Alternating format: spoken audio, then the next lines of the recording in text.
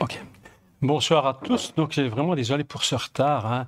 Mais bon, les héros se font toujours attendre. Donc, on est dans la joie d'être ici ce soir pour parler d'un thème qui, pour moi, est très important cette année, qu'on a commencé cette année et qu'on a mis quelque chose en place suite à une pensée qui était venue dans notre esprit il y a quelques mois. Et on avait décidé à la maison, avec mon épouse et un couple d'amis, de très chers amis qui sont avec qui on est en contact, qu'au début de chaque mois, nous allions élever un autel à l'Éternel et lui donner un nom. Suite à une lecture que je vais vous faire ici maintenant, et je vous expliquerai un peu comment fonctionne un autel. C'est donc le thème que j'essaie de développer toute cette année. En général, je fais des thèmes séparés, mais ici, je pense que toute cette année, je vais essayer de garder le thème de bâtir un autel à l'Éternel, c'est-à-dire bâtir des points de repère. On a besoin dans notre vie d'avoir des points de repère, dire tel endroit, j'ai bâti quelque chose, et je vais essayer de vous expliquer un peu comment ça fonctionne. Donc, j'aimerais qu'on puisse prendre en introduction un texte dans le livre de l'Exode, au Shemot, et au chapitre 17. Chapitre 17, d'accord? Et nous allons faire une première lecture. Voilà.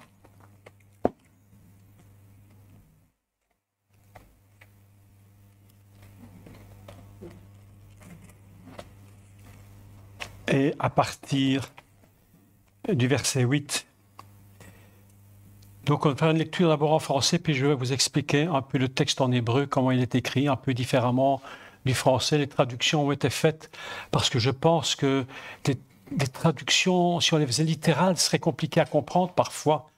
Et donc on est obligé d'adapter le texte pour qu'on puisse le comprendre. Donc je le lis d'abord en français. À partir du chapitre 17, Amalek vint combattre Israël à Rephidim. Alors Moshe dit à Yehoshua, choisis-nous des hommes, sors et combat Amalek.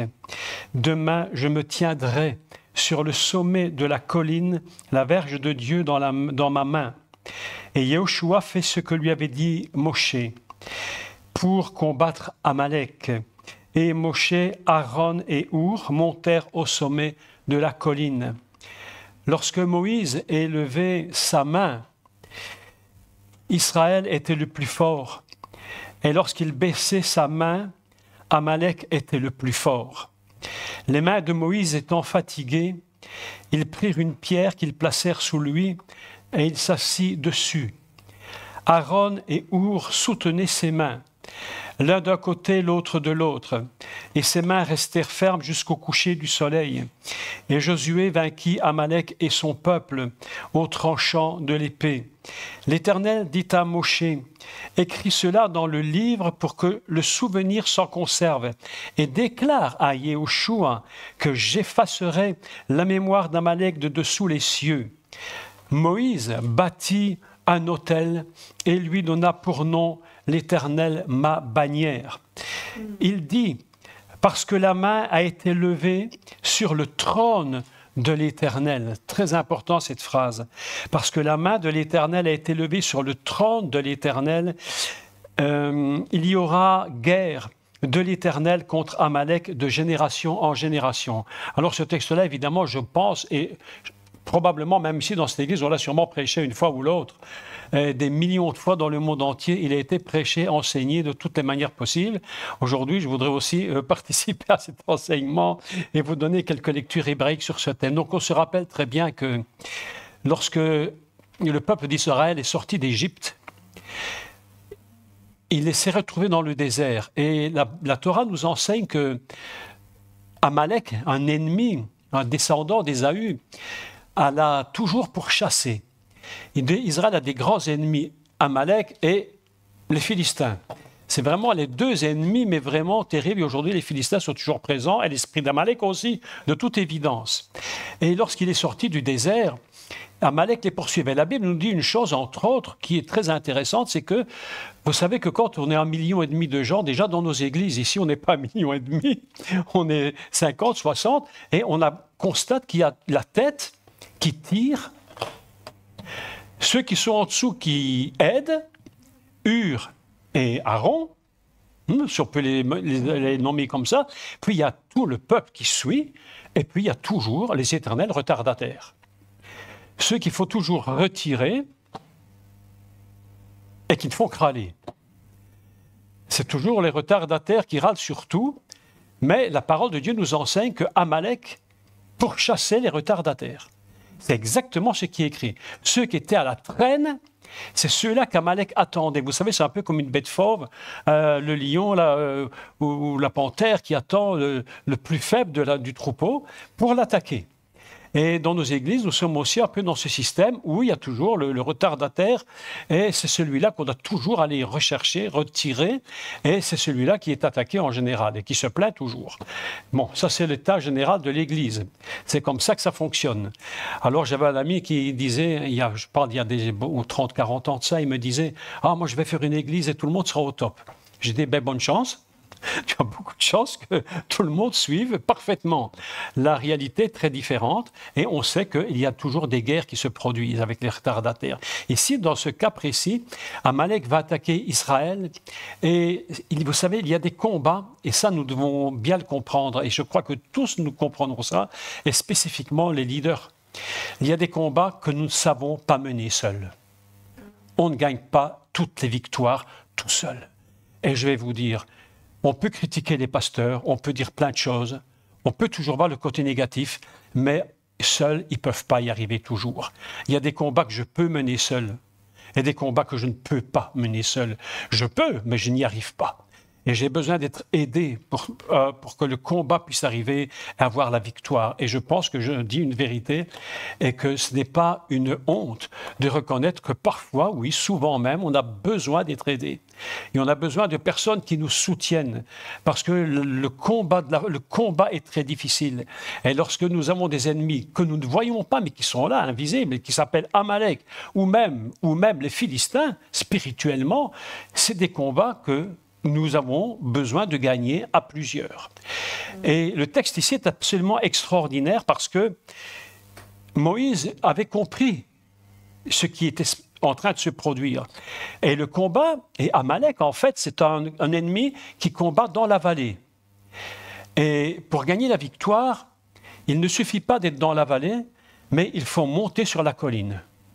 Il faut monter sur une montagne. Parce que le combat que nous menons, nous, ici, même si le combat est terrestre, la réalité, c'est qu'il est avant tout spirituel. Et nous devons combattre en haut avant de combattre en bas.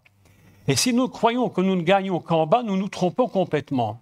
Et d'ailleurs, je suis en train de faire une découverte de ces derniers temps concernant la prière. J'enseignais ça hier soir, justement que lorsque nous prions, ou que nous combattons pour avoir une victoire, nous devons toujours combattre du haut vers le bas et non pas du bas vers le haut.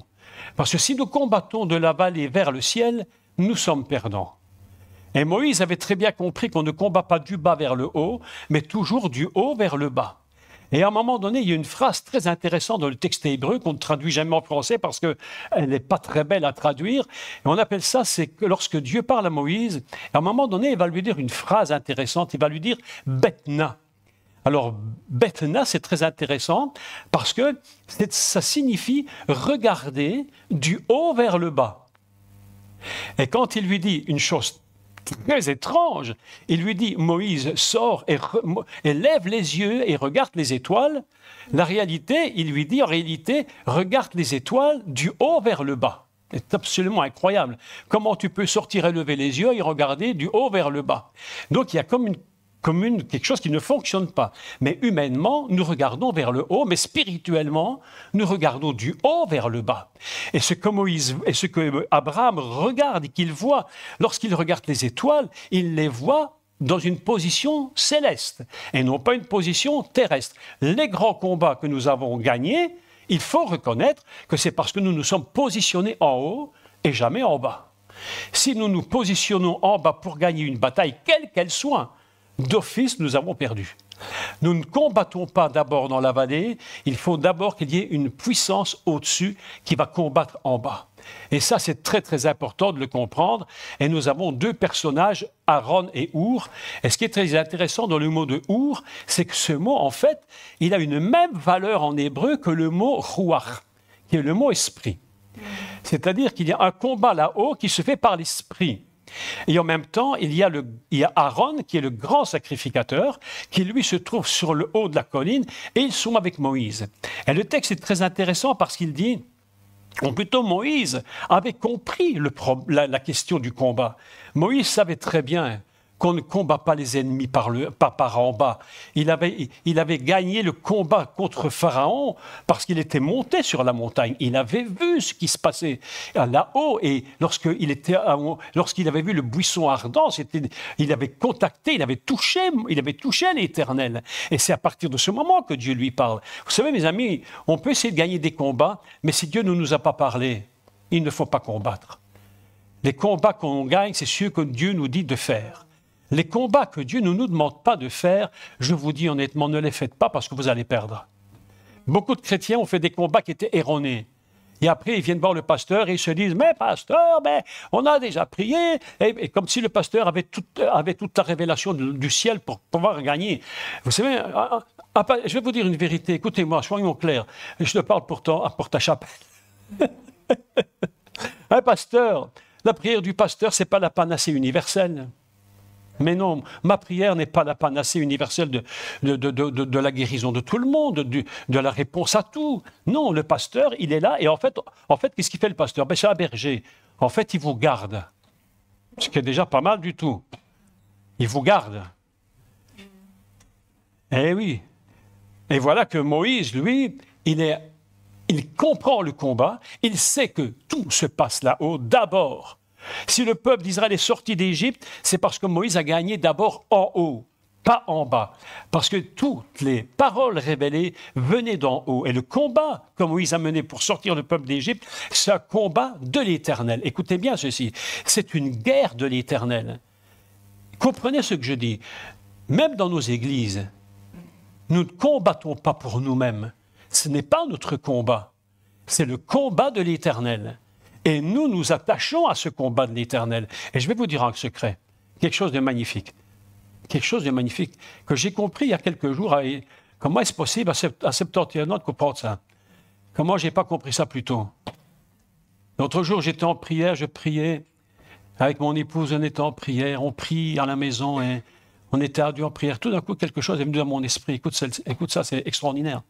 Et j'entends quelque chose, ce n'est pas une voix audible, mais je sens quelque chose qui me dit, Jacques, me dit, mais ton combat, ton problème, ce que tu me demandes, c'est mon problème. Ton problème, c'est son problème. Tu comprends ce que je veux dire? Mais c'est très important ce que je te dis. Quand tu dis j'ai un problème, toi qui es l'enfant de Dieu en Christ, ton problème devient le sien. Et comme lui, il répond, mon père ne m'a jamais rien refusé. Alors j'ai dit, Seigneur, mais c'est magnifique. Si mon problème, c'est le tien, alors Dieu, quand je demande en ton nom, c'est-à-dire que c'est toi qui demandes, on ne peut pas te le refuser. Est-ce que vous me suivez? C'est pourquoi c'est très important. Aujourd'hui, je suis libre. Mon frère, depuis 15 jours, je me sens libre. J'ai dit, mon combat est ton combat. Ma guerre, c'est sa guerre. Mes ennemis sont ses ennemis. Nos difficultés sont ses difficultés. Et il les prend sur lui, et parce que lui est capable de nous soulager, de nous libérer de cela, parce qu'il est le tout-puissant vainqueur. Ce combat ici, le combat de Josué, c'est le combat de l'Éternel. Ce n'est pas le combat de Moïse. Nous ne nous trompons pas. Néanmoins, ce que Moïse a fait est quelque chose d'absolument inimaginable. Et je voudrais commenter un petit peu le texte parce qu'il est très beau en hébreu. Il est dit, lorsque Moïse levait sa main, Israël était le plus fort. Mais voilà qu'il dit, ici c'est écrit baisser, mais il est écrit en hébreu, lorsqu'il reposait sa main. Il devait prendre du repos. Lorsqu'il reposait sa main, alors c'était Amalek qui était le plus fort. Pourquoi? Mais pourquoi? Alors, j'ai lu le texte hébreu, et si tu as le texte hébreu, tu peux le lire, tu verras. Une chose est extraordinairement écrite en hébreu qui n'est pas écrite en français. Il est écrit en hébreu que les mains de Moïse étant fatiguées,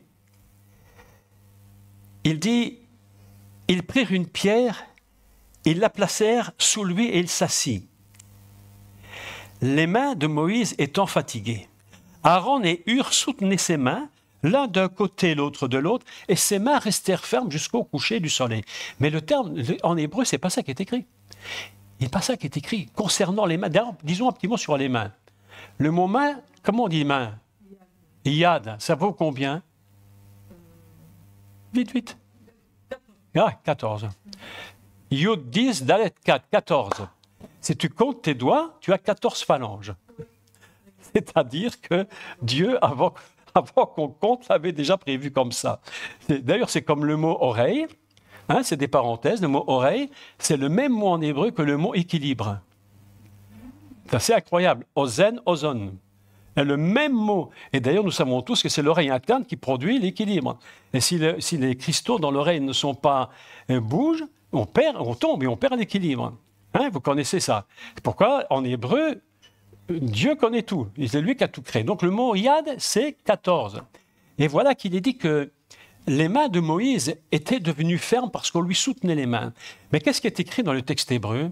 Il est écrit que les mains de Moïse étaient fermes? Non. Il est écrit c'était les mains de foi. Yad et Mouna.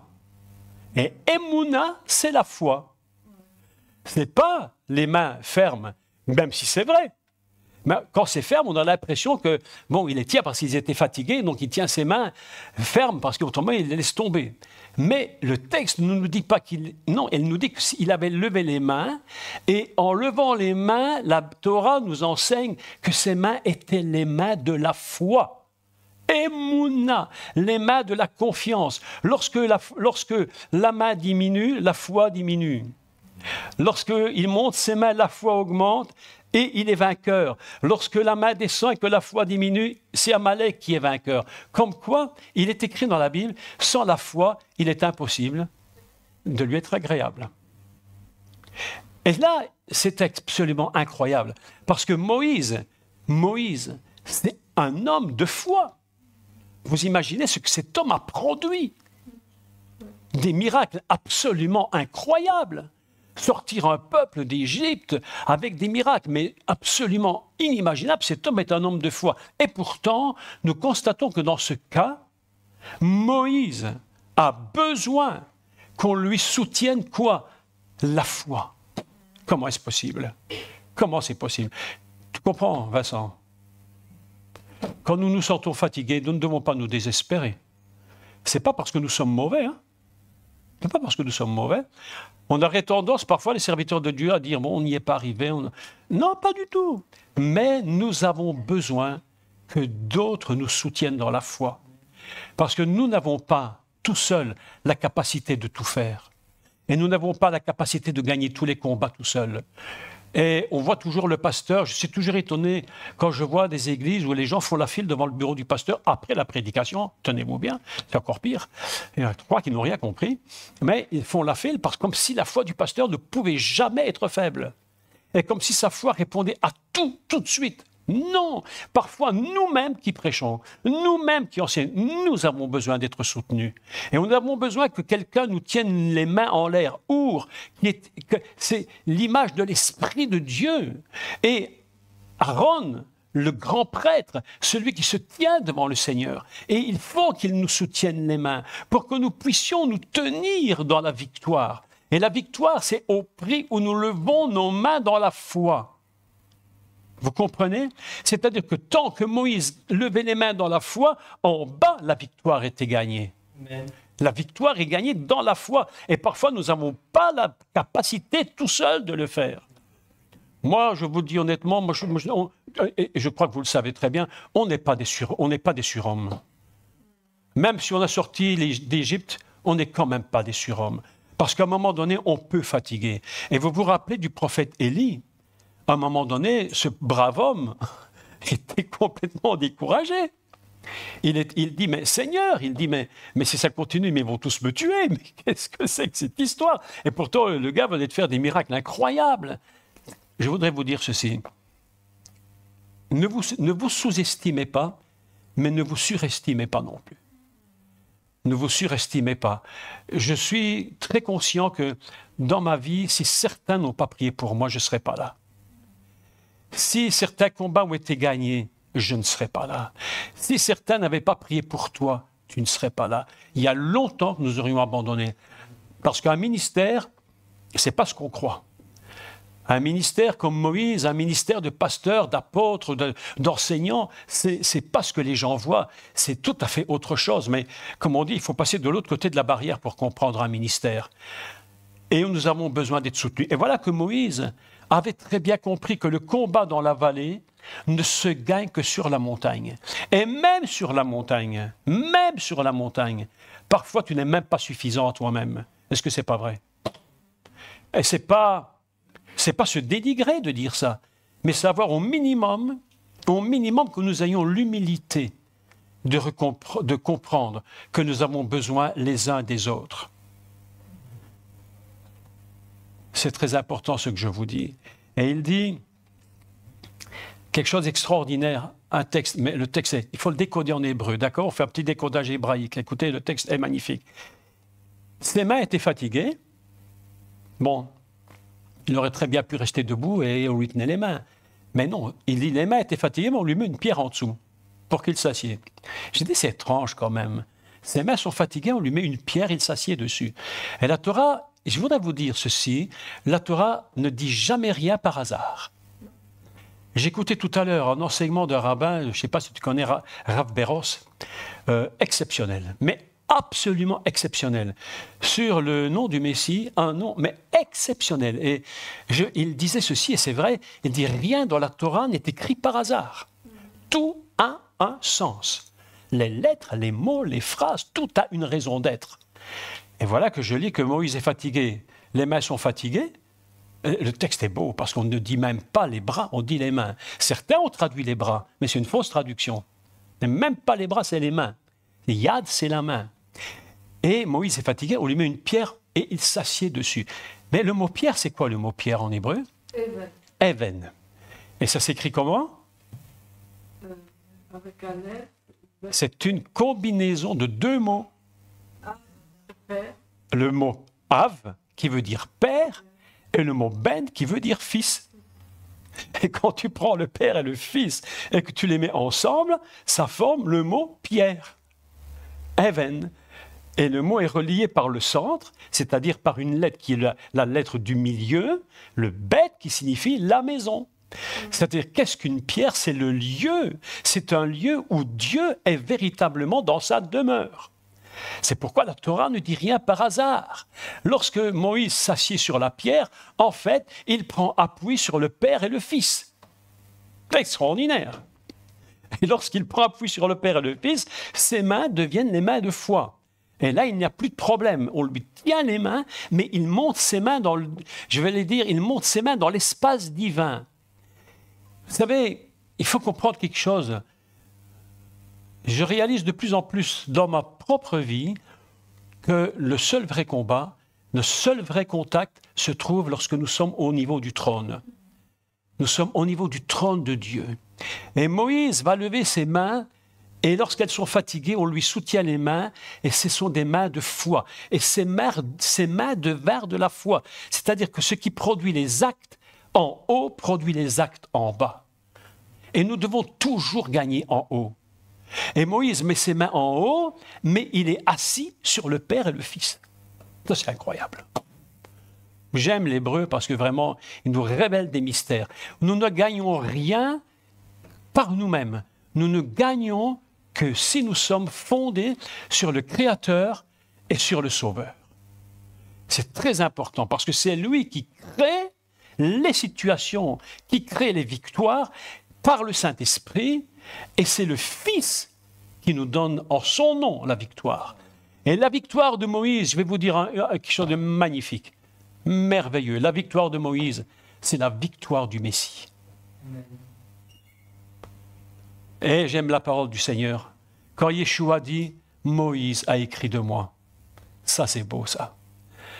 Quand je pense qu'il y a des gens qui disent que tout ça, c'est du n'importe quoi, la Bible dit, et c'est le Seigneur qui parle, « Moïse a écrit de moi ». Et ici, quand tu le lis, tu ne le sais pas, mais si tu décodes le texte, tu vois que la pierre, c'est le Père et le Fils ensemble.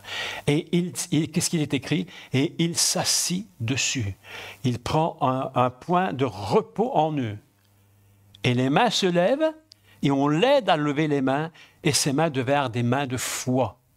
Et au moment où il touche le trône de Dieu par ses mains, se produit la victoire.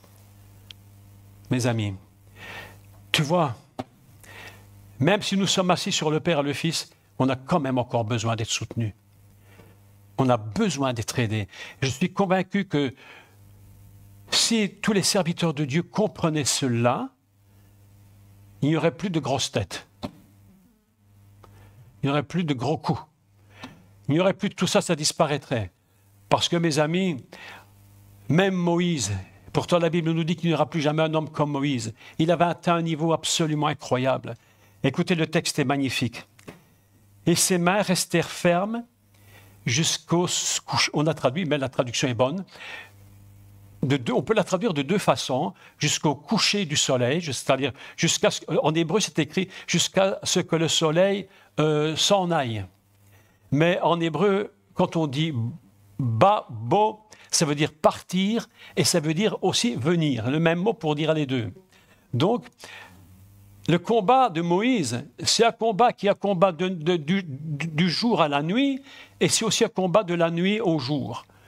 Donc, selon ton cas choisi, si tu combats de jour et de nuit, mais c'est ton combat. Et voilà qu'il va garder les mains dans la foi jusqu'à ce que le soleil se couche ou jusqu'à ce que le soleil se lève, mais il n'abandonne pas. Il y a un texte très intéressant dans la Torah, dans le livre de Genèse, Bereshit, où on parle, écoutez, ce texte est très étrange. Il parle de la même chose, mais d'une façon un peu différente. Il dit que lorsque l'homme avait péché, la Bible nous enseigne que Dieu, l'Éternel, le Créateur, Elohim, en l'occurrence dans ce cas-là, marchait dans le jardin du matin au soir, si vous vous rappelez du texte.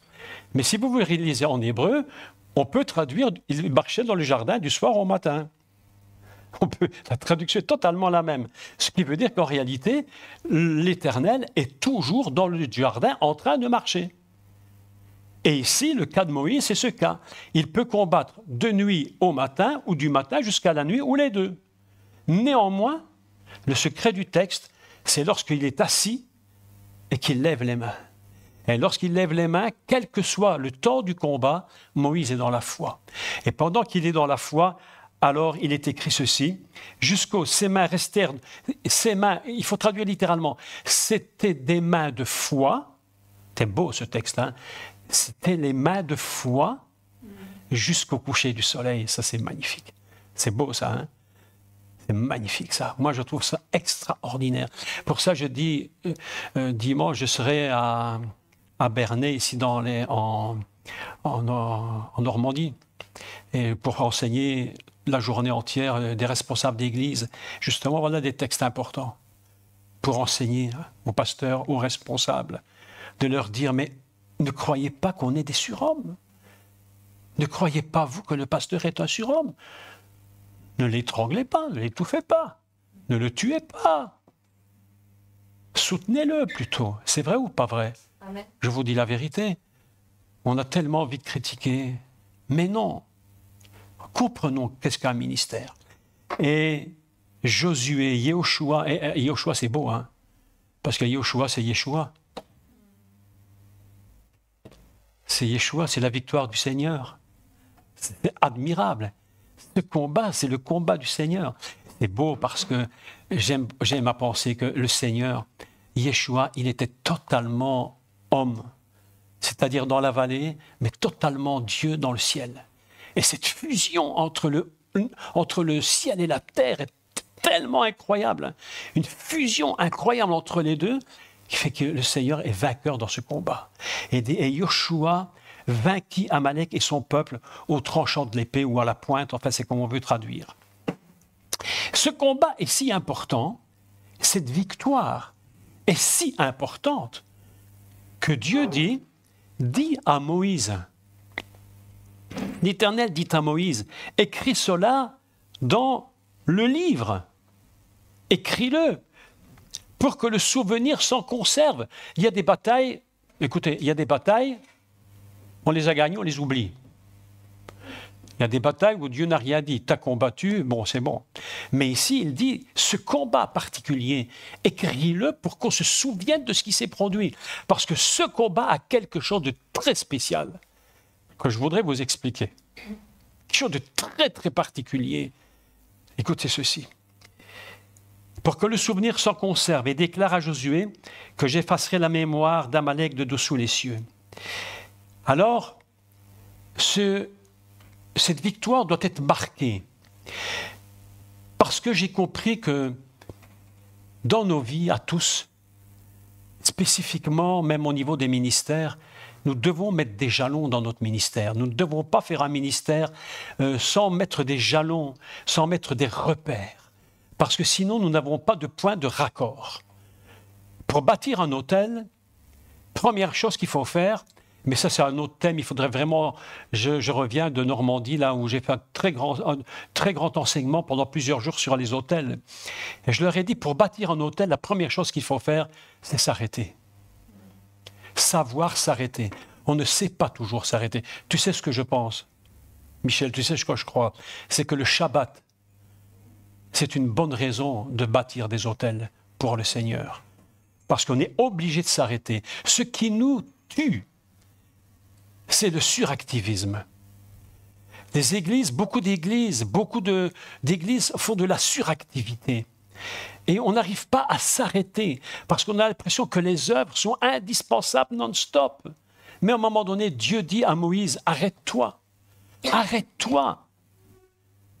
Monte sur la montagne, 40 jours. Moi, je me suis arrêté 2 mois, j'étais pas trop bien. Et j'étais très inquiet. Tu sais ce que j'ai pensé? J'ai dit, Seigneur, mais tous les élèves qui suivent les cours tous les mardis, mais comment ils ont payé? Ils ont payé les cours. Mais qu'est-ce que je vais faire? Qu'est-ce que je vais dire? Seigneur, j'étais culpabilisé. Tu vois comment on peut être, hein?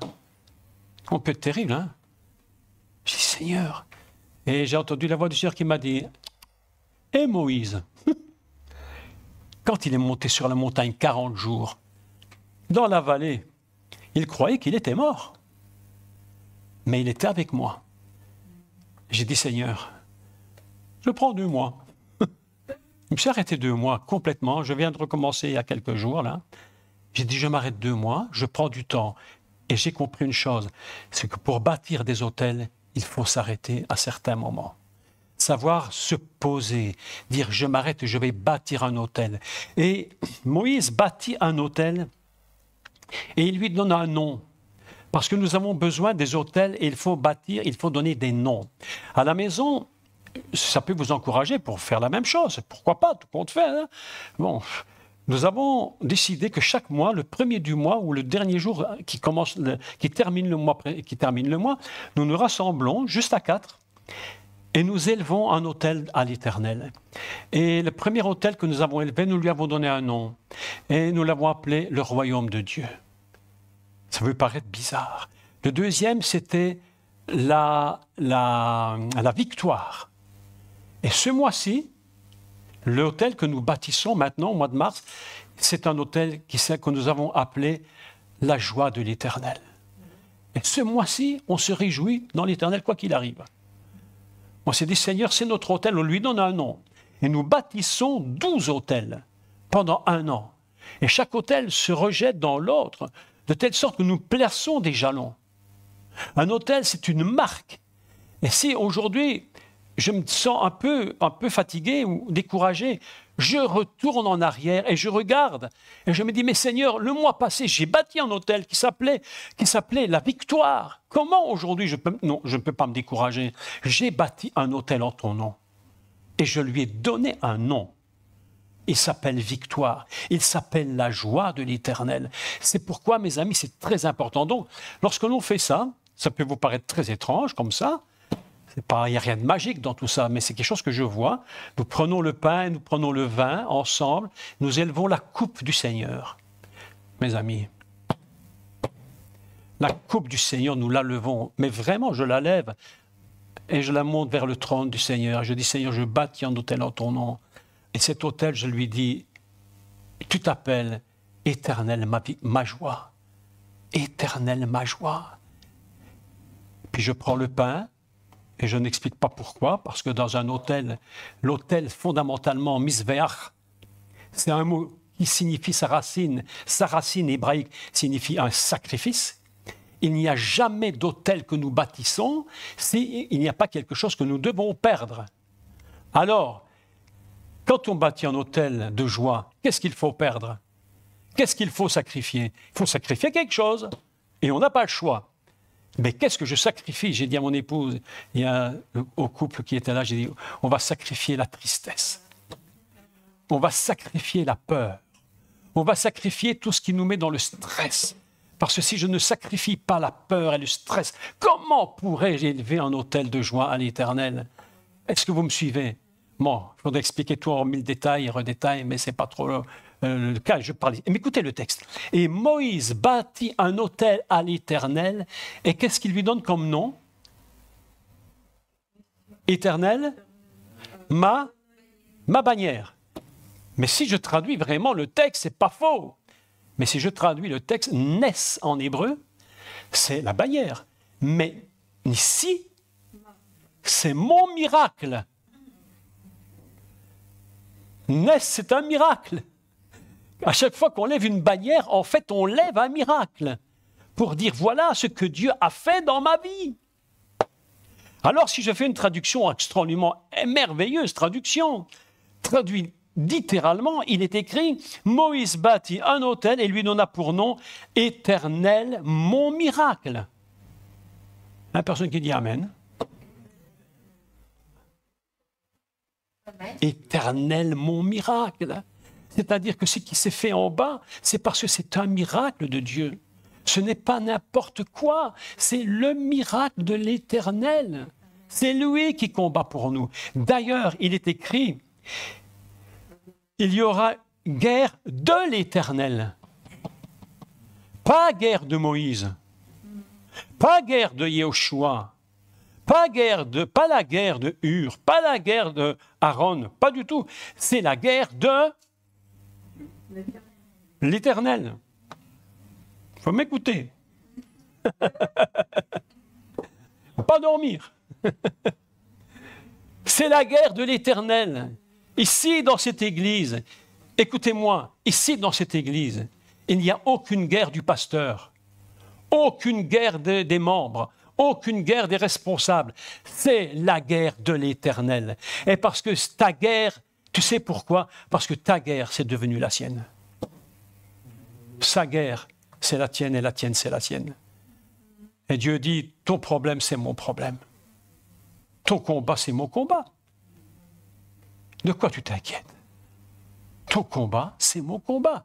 Écoutez le texte, mais ici, ce combat est très spécial. Il va dire quelque chose d'absolument extraordinaire. Il dit, parce que la main a été levée sur le trône. Tu comprends ça? La main a été levée sur le trône. Pas sur Amalek. Pas sur Moïse. Sur le trône de qui? Ah, il écoute là. Il me semblait qu'il s'est endormi un peu là, mais je l'ai réveillé là. Hein? Parce que la main a été levée. La main a été levée de deux manières bien précises. On peut lire le texte de deux façons différentes. C'est Amalek a osé lever la main sur le trône. Et Dieu dit, personne, écoutez-moi bien, personne au monde, je dis personne au monde n'a le droit de mettre la main sur le trône pour combattre l'Éternel. celui qui touche au trône de l'Éternel, mes amis, je te dis, il prend une raclée pas croyable. Tu sais même pas la raclée qu'il prend. On ne peut pas toucher au trône de l'Éternel. Parce que la main est élevée sur le trône. Alors l'Éternel dit, parce que la main est élevée sur le trône de l'Éternel, il y aura une guerre terrible, jusqu'à l'extermination totale de Amalek, jusqu'à ce qu'on finisse par ne même plus se souvenir de lui, parce qu'il aura complètement disparu. Terrible ça, non? Deuxième chose concernant le texte, on peut lire le texte autrement. Qui a levé la main sur le trône? Qui a levé la main sur le trône? Moïse. Moïse. Par la foi. Tu touches à l'Éternel injustement, mais moi aussi, je touche le trône, mais parce que je veux rentrer dans le contact avec le Seigneur, parce que c'est de là que vient la puissance. Et c'est le combat de Dieu. Et ce texte est tellement incroyable qu'il y a une petite phrase qu'on lit comme ça, très, je dirais presque en diagonale, ça passe comme ça et ça ne dit pas grand-chose. Mais lorsque nous réfléchissons à cette petite phrase, écoutez ce qu'elle dit. Et là, je vais vous dire quelque chose d'absolument extraordinaire.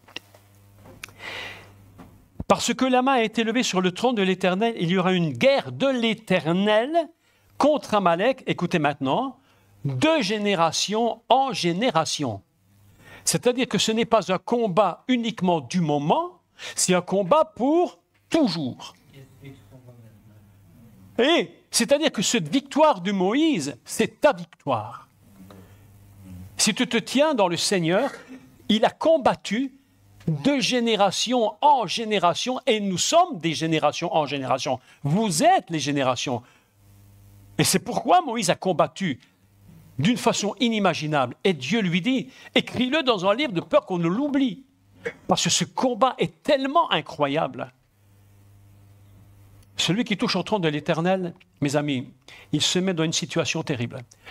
Je vais être franc, direct, et moi, j'ai décidé que personne ne me fait taire au monde. Personne ne me fait taire. Je préfère qu'on me jette dehors que de me faire taire.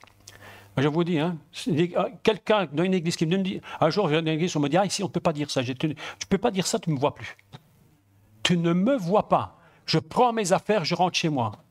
Je n'ai même pas commencé de prêcher, ça ne sert à rien. Mes amis, ce qui vient de se produire maintenant en France, ça, c'est toucher le trône de l'Éternel. Ils ont osé toucher au trône. Ils ont voté, tenez-vous bien, vous l'avez tous entendu, l'IVG, l'interruption volontaire de grossesse, il faut que je le dise, hein, pour te dire. Hein. Dans la Constitution, écoutez, mais quelqu'un a dit, pour vous montrer comment les gens sont totalement ignorants, pas tous, mais quelqu'un a dit, mais on a fait des avortements tout le temps, on n'avait pas besoin de ça. Quelle différence y a-t-il entre ce qu'on faisait avant et ce qu'on fait maintenant? Je vous explique. Avant, on produisait l'avortement, entre guillemets, par une puissance extérieure qui venait à l'intérieur. Maintenant, c'est différent. Une constitution, ça veut dire que la chose elle-même, elle est la mort. Elle est la mort. Avant, on l'invitait à venir. Maintenant, on la produit parce que nous sommes nous-mêmes la mort. C'est ça la différence. C'est terrifiant. Les gens ne comprennent pas une chose. C'est que le combat est terrible aujourd'hui.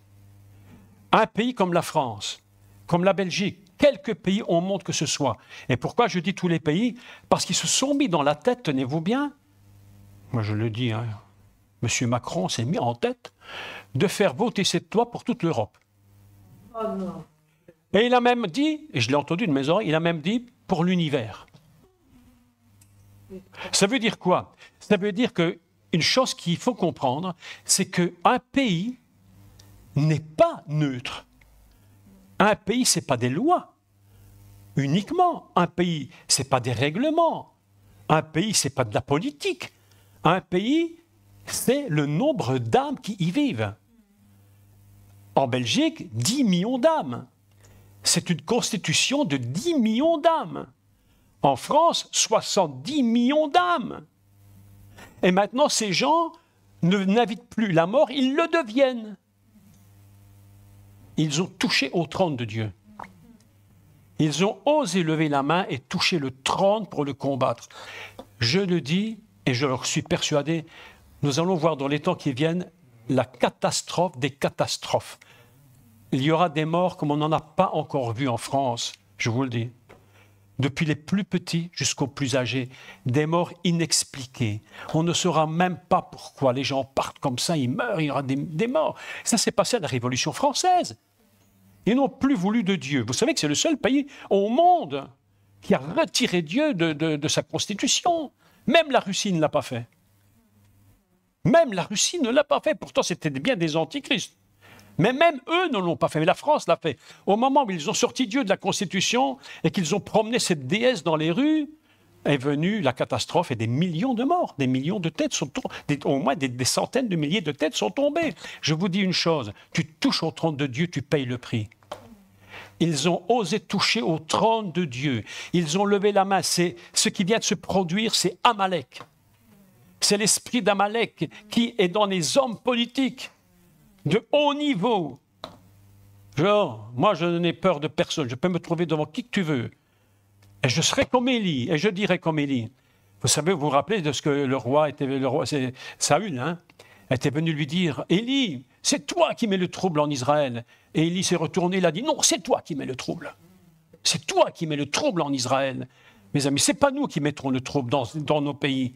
C'est la tête qui met le trouble. Parce qu'ils ont touché le trône de l'Éternel. Et ils ont touché à la vie même. La vie même, c'est le fondement de l'univers, le fondement de tout. Et c'est pourquoi cette guerre est terrible. Mais mes amis, je vous dis une chose, ils ne la gagneront pas. Amen. Ils ne la gagneront pas. Aujourd'hui, on a l'impression, nos yeux ont l'impression que tout est en train de s'effondrer. Mais en finalité, Dieu a le dernier mot. Et ils ne gagneront pas cette guerre. Et on ne pourra pas faire taire les véritables enfants de Dieu qui s'opposent à ces choses. Oui, mais tu as raison. C'est là que nous devons nous lever les mains. Et lorsqu'ils viendront nous dire « taisez-vous », il faudra que d'autres parfois nous soutiennent. Parce que le combat sera très difficile, je vous le dis. Ah. Daniel, tu me fais rire. Je le vois comme ça. Je dis, non, mais il croit qu'il a Basic Fit, là.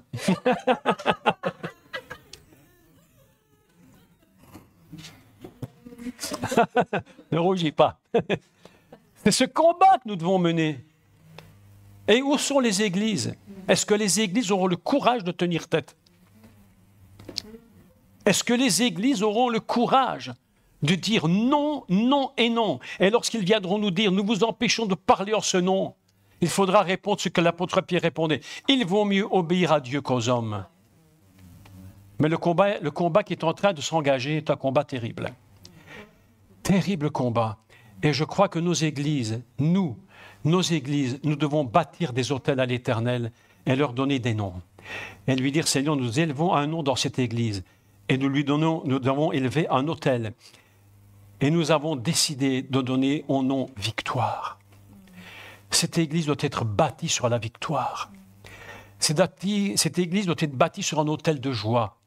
On doit bannir la tristesse, bannir les angoisses, bannir la peur. Oui, je vous assure que c'est vrai. Il faut bannir ces choses de nos églises. Bâtir des autels de guérison. Absolument. Élever le nom du Seigneur. Il faut que nous levions nos mains vers le trône. Il faut que nous ayons comme si nos mains rentraient dans le royaume en haut et que nous touchions le trône pour que la gloire descende et que nous recevions toute la gloire de Dieu sur nous. C'est la seule façon de gagner. On pourrait parler des heures et des heures sur les trônes parce que il y a beaucoup de serviteurs, de patriarches au moins, qui ont bâti des autels. Si vous prenez Abraham a bâti des autels à l'Éternel. Et puis les autels, ça ne signifie pas qu'il n'y aura pas de difficultés, mais ça veut dire que si des combats viennent et que nous n'arrivons plus à avancer, nous avons un repère que nous avons placé. C'est pourquoi il est écrit dans le livre de Genèse, il est écrit un texte absolument merveilleux, mais je ne fais que passer parce que peut-être j'expliquerai ça une prochaine fois. Il est écrit que Et il retourna où était l'autel qu'il avait fait précédemment. Abraham bâtit un autel, et puis vient des problèmes, des combats, des difficultés, et Abraham, par mauvais choix, ça peut arriver. Ça peut arriver qu'on fait un mauvais choix, et puis se passe toute chose, je ne rentre pas dans le détail, et au lieu où était l'autel qu'il avait fait précédemment, et là, il invoqua l'Éternel. Vous savez, construire des autels, c'est très important, parce que ça nous permet de nous repositionner lorsque le combat a été parfois raté. Parfois raté. Parfois, nos ennemis nous prennent de court. Oui, ce n'est pas une catastrophe. Et il ne faut pas être honteux de se dire, oh, on a raté. Ça ne faut... Non. C'est comme ça, c'est la vie. Hein. C'est la vie de tout homme de Dieu, de tout enfant de Dieu. Il y a des choses qu'on nous gagne, parfois on en rate. On fait des choix et parfois on fait des mauvais choix. J'en ai fait des bons, des mauvais. On a tous fait des bons et des mauvais. Mais ce n'est pas ça le problème. Le problème, c'est que si on n'a pas de repère, mais qu'est-ce qu'on fait? On reste où on est et on pleure. Et on va frapper au pasteur. Pasteur, ça ne va pas, prie pour moi. Non. Et le pasteur, on lui demande de prier pour lui. Et lui qui prie pour lui. Et qui prie pour lui. Non. Nous avons bâti un autel. Et si nous avons raté un combat, si nous avons perdu quelque chose, pour quelle que soit la raison, il faut que nous puissions retourner à l'autel qu'il avait bâti précédemment. Et là, il invoque le nom de l'Éternel. Et il continue sa marche. Mes amis, je vous dis que c'est très important ce que je vous dis ici. Parce que ce n'est pas que des mots, hein. Ce n'est pas que des paroles, des blabla, paroles. Hein. Non, c'est une vérité très importante, très puissante et très, très forte. Il faut que nous ayons des repères dans nos vies. Le grand problème d'Israël, et je crois que c'est dans les psaumes, il me semble, je ne peux pas affirmer, je crois que c'est dans les psaumes, où Israël déclare « Nous n'avons plus de signes ». Dans les psaumes, « Nous n'avons plus de signes ». À quoi on se raccroche? Où est la bannière? Où est mon miracle? Où est-il mon miracle?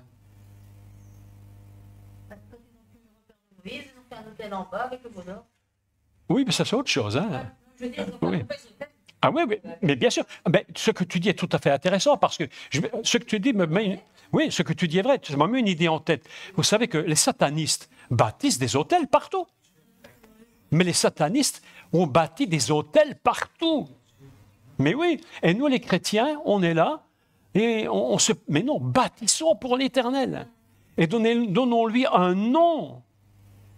Nommons-le, victoire, joie, et etc., etc.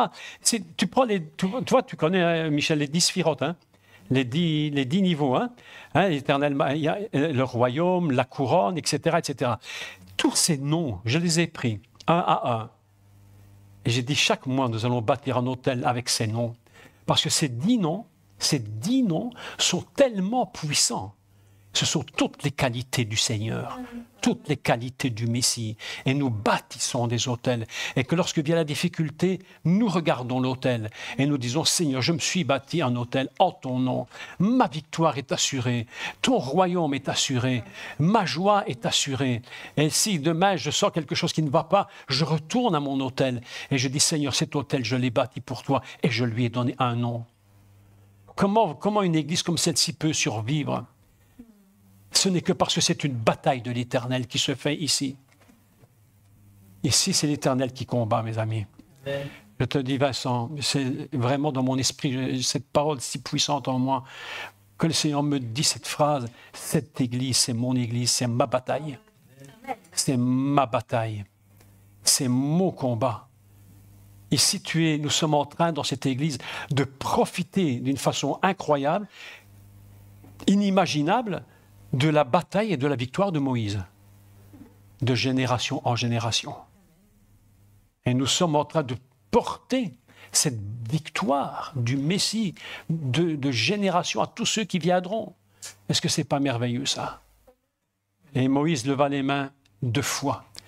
La Torah nous dit clairement, c'était les mains de la foi. Ça, c'est merveilleux.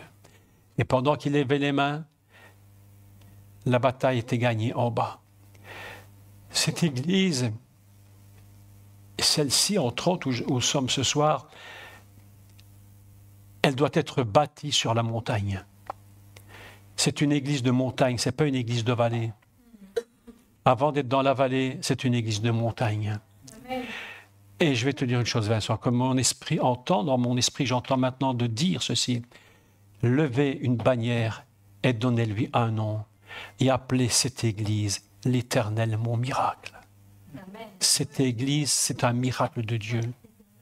Parce que si ce n'était pas un miracle, il y a longtemps qu'elle aurait disparu. Et il y a longtemps que la porte là serait fermée. Il y a longtemps qu'ici, on en aurait fait un magasin, une supérette. Mais nous sommes super éternels. C'est pourquoi il suffit de rajouter 2 lettres. Cette église est une église de montagne, pas une église de vallée. C'est ici qu'on gagne les batailles. C'est ici, alors c'est le monde à l'envers ce que je vais dire, hein, mais c'est ici qu'on soutient le pasteur. Même s'il fait des choses extraordinaires et s'il paye le prix, lui, son épouse, c'est ici qu'on soutient les hommes de Dieu parce que nous sommes sur la montagne. Qui ce soir va s'appeler Our? Qui ce soir va s'appeler Aaron?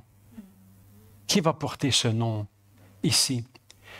On vient à l'église le matin, on vient le dimanche, c'est merveilleux. Vous savez, il n'y a pas beaucoup d'églises où il y a du monde qui vient à l'étude biblique. Hein? Il y a des églises, il y a 3 pelés, 2 tondus. Hein? Oui, il n'y a presque personne. Hein? Ici, gloire à Dieu, il y a du monde qui vient, c'est magnifique. Mais qui, aujourd'hui, ici dans cette église, va porter le nom de Aaron, dire « Moi, je suis capable de porter les bras de la victoire, de la foi. » Vous savez, est-ce que vous savez que c'est un ministère de porter la foi? Soutenir un pasteur, mais c'est un ministère. Je vous dis la vérité, hein? Aaron, c'est pas n'importe qui, hein? Aaron, c'est pas n'importe qui, c'est le premier grand prêtre. Our, c'est pas n'importe qui. Ce sont des personnages avec une puissance, avec un appel particulier. Qui dans cette église ce soir est capable de dire « Nous allons porter les mains du pasteur pour gagner la victoire qui est dans la vallée ». Ça, c'est la vérité, Vincent. Dans mon esprit, il y a quelque chose qui est tellement fort, tellement fort. À chaque fois que je viens dans cette église, c'est moi, il y a toujours quelque chose dans mon cœur qui fait que je me sens toujours dans la présence du Seigneur ici. Je vous dis la vérité, je ne flatte personne. Si ça ne me plaît pas, je dis ouvertement, ça ne me plaît pas, à la limite, je ne viens plus. Hein. Mais il y a quelque chose dans cette église, je vous dis la vérité. Et aujourd'hui, dans mon esprit, j'entends cette parole du Seigneur qui dit, c'est une église de montagne, pas une église de vallée. Beaucoup d'églises vont perdre la victoire dans les grands combats qui viennent. Je vous dis la vérité, vous allez voir des églises disparaître. Il va y avoir, comment on dit ça, un balayage incroyable, un nettoyage, un balayage incroyable, parce que lorsque les gouvernements vont se lever et qu'ils vont nous interdire de parler dans ce nom. Vous savez qu'au Canada, ils sont en train de faire une loi. Trudeau est en train de mettre en place une loi. J'ai reçu des nouvelles directes du Canada où il essaye de faire passer une loi pour empêcher de pouvoir encore prêcher l'Évangile. Mais vous croyez quoi? Alors quand on viendra nous dire ici, nous vous interdisons de prêcher en son nom, qu'est-ce qu'on va faire? Eh bien, si tu es dans la vallée, tu feras ce qu'ils te disent. Mais si tu es sur la montagne, alors tu feras ce que Dieu te dit. Et je veux que cette église soit une église de montagne. Et c'est ce que j'entends dans mon esprit ce soir. Que cette église soit une église de montagne et que l'homme de Dieu et les hommes de Dieu et le pasteur soient l'image de Moïse, véritablement, je ne dis pas sans flatterie, je le dis parce que c'est une vérité fondamentale et que des hommes aient la possibilité d'avoir un ministère puissant de soutien. Sinon, nous ne tiendrons pas. Ni toi, ni moi. Personne ne pourra tenir. La Bible nous dit que les choses seront si difficiles, que ce n'aura jamais été à un tel niveau dans le monde. Et comment nous allons vivre, nous? Eh bien, mes amis, je vais vous dire, en bâtissant un autel. Parce que le jour où l'ennemi va venir nous attaquer de front, il faudra que nous ayons des repères pour nous garder. Et si nous n'avons pas de repères pour garder, qu'est-ce que nous allons devenir? Tout ça va disparaître. J'apprenais il y a quelques jours, je ne sais plus qui m'a dit ça, que la plus grande église du monde, je ne sais plus, je crois que c'est 80 millions de personnes. 80 millions. Vous savez où ils sont? en Chine. Ah ouais. Cachés partout. Mais l'Église est indestructible. Amen. Indestructible. Ils peuvent prendre le bâtiment, mais ils ne prendront jamais votre âme. Ils peuvent faire ce qu'ils veulent, mais ils vous feront la guerre, mais ils ne vous vaincront pas. Et je voudrais terminer en vous disant cette vérité très grande et très vraie. Et c'est la voix du Seigneur qui parle ce soir, Vincent. Cette Église est une Église de montagne et non pas de vallée. Tenez-vous toujours en haut et jamais dans la vallée. Et vous allez voir, Dieu va faire des choses incroyables. Et vous allez élever une bannière. Et toute bannière que nous levons s'appelle miracle. Alléluia. Nous pouvons rendre grâce à Dieu parce que l'existence de cette Église à ce jour, c'est un miracle. Amen. Oui, c'est vrai, vous savez. Ah oui. Je regarde ma vie et je me dis, Seigneur, si tu ne m'avais pas gardé, mais aujourd'hui je ne serais pas ici. Mais qu'est-ce que je ferais? Mais qu'est-ce que je serais devenu? Mais le diable est capable de t'emmener dans les pires choses. Et tu n'as même pas vu venir, hein? Tu n'as même pas compris comment c'est venu, mais c'est trop tard. C'est pourquoi cette Église s'appelle miracle. L'Éternel dit, ce texte merveilleux, mais c'est vraiment merveilleux. Et il bâtit un autel à l'Éternel et il l'a appelé l'Éternel, mon miracle.